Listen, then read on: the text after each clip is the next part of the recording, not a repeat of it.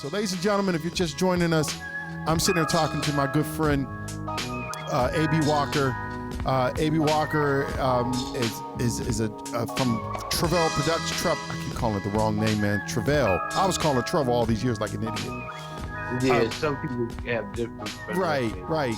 And Red just kept correcting me, like he always does. We're here talking with AB. So AB, now let's bring it on home here with this. So at that point, you guys started moving around. You started to get the attention. Okay, the old man is like, okay, Gerald, you can go. Let's see what happens. You can go ahead and do what you're gonna do, man. And I'm just going to go straight. I know there was a point before this, but let's just go to Casanova. At some point, you guys put something together where Casanova hit, and man, I remember that song coming out, man, and that was like one of the biggest songs on the radio, period. So yeah. Talk about that. Like you're now you're moving around, and now talk about coming in on that part of it in Casanova. Well, just before Casanova, like I said, we did this event at a private event, and that's when we got discovered by Atlantic Records. They came in the room, offered us a record deal with Atlantic, and like 2 months later, they were in the studio, like November of '85. And then, like February of '86, Pop Goes My Mind came out. See, now that's my ignorance showing. Thank you. I forgot about that Pop, man. Yeah, Pop. That was to number one. Yes, it went on Atlantic Records, and after that, it was just basically a clear shot to everything. Man, Pop was the first single on Atlantic, and it went number one. Man, I wonder if they'll let me play that song on this thing, man. I might have to just go ahead and try to play that song, man, because just to go back, but man, I forgot about that, man. That was huge, man. Okay, so now let's talk about Pop, right? So now that hits. What happens now? You're starting to get some attention from the girls. Oh yeah, we went on tour with Freddie Jackson at the time. He had Tasty Love tour. He came out straight out the box with his debut. Go on tour with Freddie Jackson the summer spring of '86 and early '87. Okay, one more question. Actually, '86, all of '86, we went on tour with Freddie Jackson, Melissa Morgan. Force MDs. Wow. So let me ask you a question, because now I'm interested now, because it's like, okay, you guys had a couple songs. What did you use as filler songs? I mean, what were you? I mean, like, how many? Okay, you had an album, right? Were people familiar? Were people familiar? I mean, I know Pop was big. Were people familiar with the other singles? Did you get, or did you mix some other songs in there with it? Yeah. Well, we in the show, Gerald and them would do other songs from other artists, so people, couldn't be familiar with their show type thing. He would, I can't remember. So I think we added a Prince song and stuff like that. We had a couple cover tunes, and we also would do, of course, an OJ song. Right. Let Me Make Love to You, and the crowd would just. Gerald, okay, hit that song, man. Okay, now you guys are on tour. Now you're starting to see people reacting to you. You have a deal in place. Now what starts to happen business-wise in terms of moving forward to, after you guys get that like first taste of real stardom, and okay, now we got to get a follow-up together. Talk about that. They went back in the studio and recorded the Big Throwdown album, which was that had the single Casanova. And once Casanova hit, it was off to the races. It was like a top 5 song at the time. But and the funny thing about it, man, is like Gerald was always known for his his ballads, man. That was his thing, like wanting to like kind of sort of have a younger sound. He wanted up-tempo stuff. Yeah. So that Casanova was like, he loved that song because it was an up-tempo song, and it kind of was like a newer sound. It was like the sound that was going on at the time. Could you talk a little bit about that? Well, actually, that's Casanova is one of the songs Gerald didn't write. It was written by Reggie and Vincent Calloway of Midnight Star.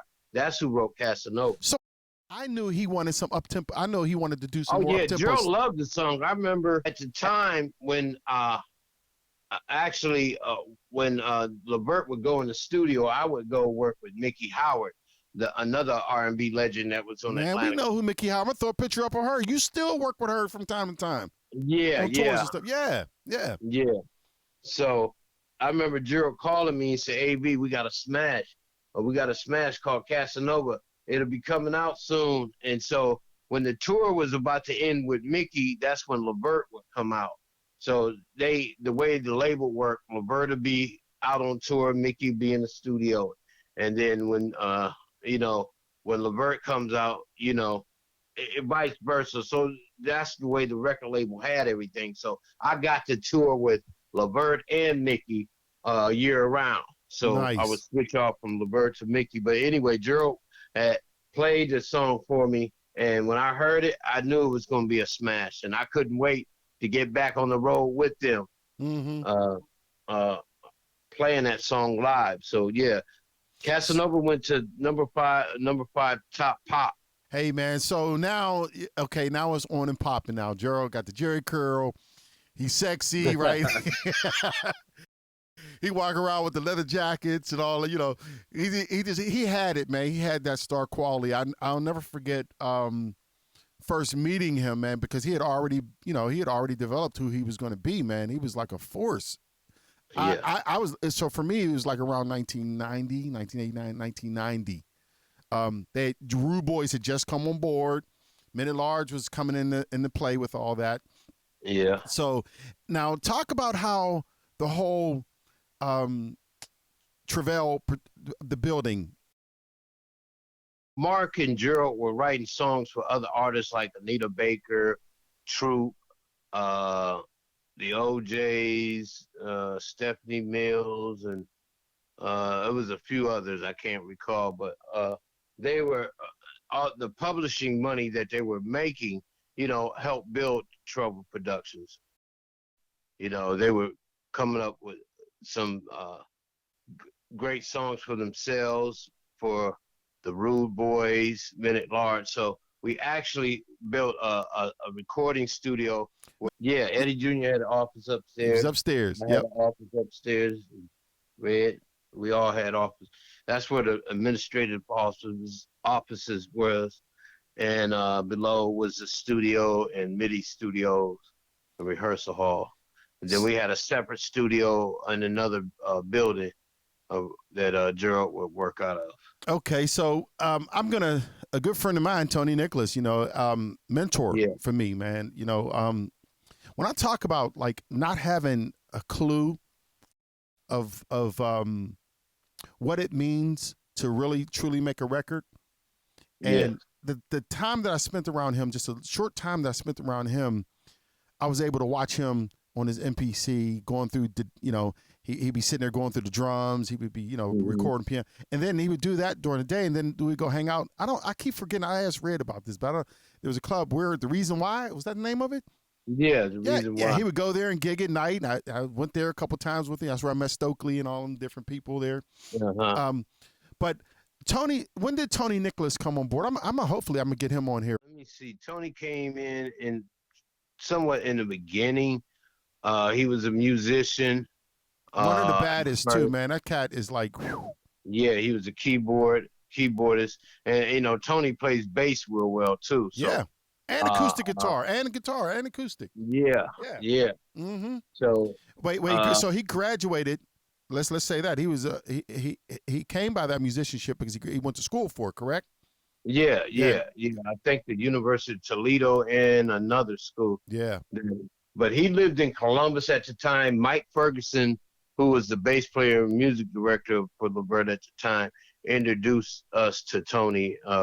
So Tony eventually moved from Columbus to Cleveland and start, working, going on tour, because we stayed touring. Touring was different back then. You could go on 6 to 8 months straight before you would come home easy. Right. And now it's like 4 to 6, 7 week tours now. But back then they were much longer. You would go, because MTV was out, but it was for black artists, you know, unless you was real mainstream.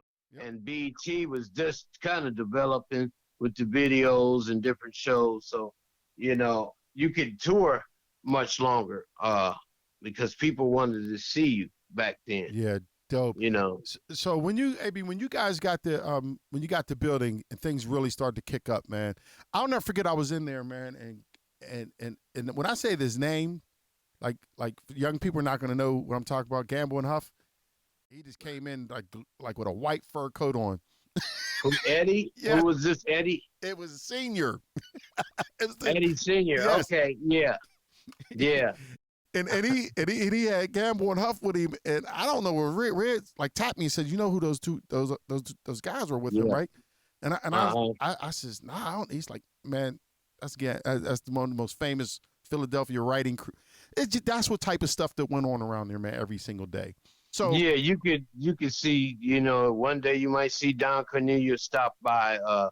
You see different artists when they would come in town for shows, they would stop by George Clinton, Roger from Zapp. Yeah, man. Yeah. Layla Hathaway, before she was huge. Yeah. Gerald was doing some stuff for her. Keith Sweat. Who else I was thinking of? The Winans. Yeah. The Winans. Yeah. And then friends of ours. Yep. So now, you know, so that place was popping, man. It was really popping, man, and everything was going on there at Right Tracks. That's why I was mentioning Right Tracks because Right Tracks, which was a studio downtown. And, that's right. Gerald sometimes would record out of with Pete Tokar. Pete Tokar, man, that name, man, Pete Tokar. He's a great engineer. Yeah, he's still at it. Oh, Pete. That's what's up, man. That's what's up. Hey, you remember Marc Lamica? Yeah, out of Youngstown. Marc Lamica. Marc Lamica had me producing this young group called FBI, and it was called Full Blooded Italians or whatever. So he had me producing them, and we recorded in Right Tracks. That's why, and then plus I knew about Right Tracks from, you know, Tony taking me there, and that's where they recorded "Written All Over Your Face." Correct? Yeah, that's written by Larry Marcus. Yeah, man. Larry Bingo Marcus. Yeah, R.I.P. man. R.I.P. to that man. That dude was bad. Met him. He was in the studio with a fur coat on. I don't know what's up with you Cleveland dudes and these fur coats, man. But yeah, at the time, I you know, things were happening like so fast. It was we were touring. Gerald and Marc was writing hits. It was a lot of money coming through there. Everybody had BMWs, Mercedes, and fur coats, diamond rings. And we all was kind of young, so, you know, we were buying that flashy stuff. Hey, look, I remember so when Red, we heard about the story of how I met Red, but Red introduced me to you. And I remember just coming into your office, we were bringing an artist that we had. His name is Nonstop. We were trying to put them on the Rude Boys album. This dude's, I don't know if you remember this, but he sang reggae. We called him Nonstop. He did some reggae. He did a reggae piece on the album. And that's what we were there to meet with you about, right? And I was producing this cat. But anyway, so the thing about it is when we came in, we were talking for a little bit. Next thing you know, he's like, hey, you want to hear a song? I was like, yeah, sure. This is Gerald's next single coming out.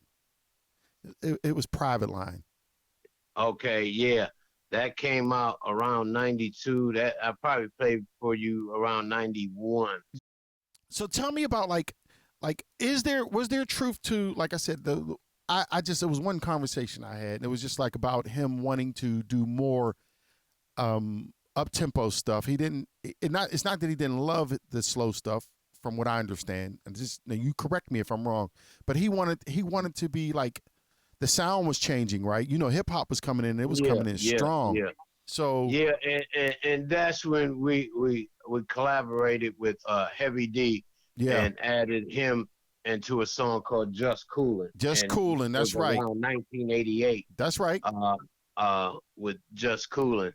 And when that came out, that got us on the Bobby Brown Don't Be Cruel tour. So, yeah, we toured with Bobby all 88, 89.